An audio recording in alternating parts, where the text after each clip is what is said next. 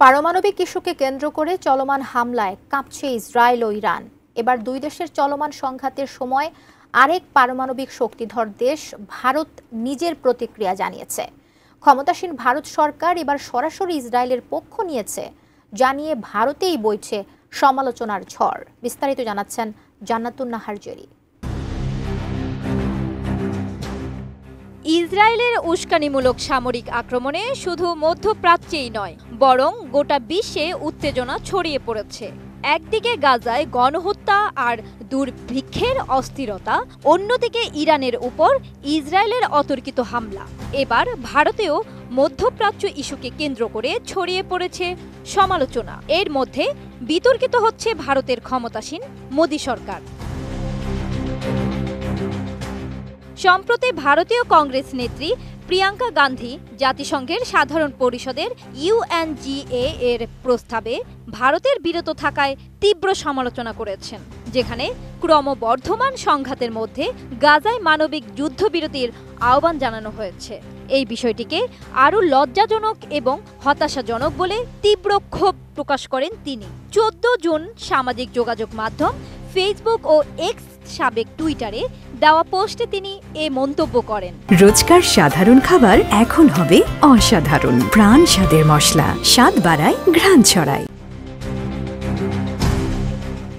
ভারতীয় সংবাদ মাধ্যম ANI জানায়, জাতিসংঘে উত্থাপিত ওই প্রস্তাবের পক্ষে 149টি দেশ ভোট দেয়, 19টি দেশ ভোটদানে বিরত থাকে এবং 12টি দেশ বিপক্ষে ভোট দেয়।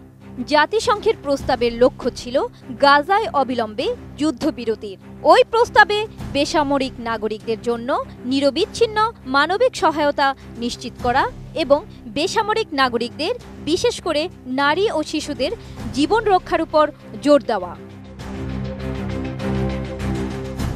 এক্সে দেওয়া সেই পোস্টে প্রিয়াঙ্কা লেখেন, এটি লজ্জাজনক ও হতাশাজনক। এর পেছনে কোনো যৌক্তিকতা নেই। ন্যায় বিচারের পক্ষে দাঁড়াতে সাহস লাগে, আর সেটাই প্রকৃত নেতৃত্বের পরিচয়। ভারতের বর্তমান অবস্থান স্বাধীনতা আন্দোলনের নীতিমালার চরম বিপরীত। ইতোমধ্যে 60,000-এরও বেশি মানুষ নিহত হয়েছেন, যাদের অধিকাংশই নারী ও শিশু। একটা গোটা জনসংখ্যাকে অবরুদ্ধ করে ক্ষুধার মুখে মারা হচ্ছে, অথচ ভারত নীরব দর্শকের ভূমিকা পালন করছে।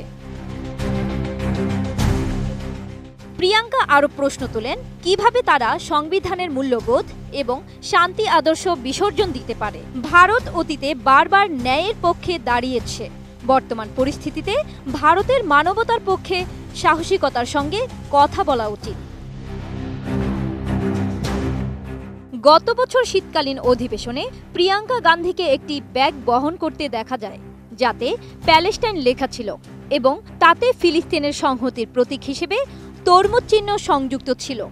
এই বক্তব্য ও প্রতীক ব্যবহার ইসরায়েলে আগ্রাসনের বিরুদ্ধে তার ও দলের অবস্থান স্পষ্ট করে তুলে ধরে। জান্নাতুন Nahar Jerry, desk report, ATN news.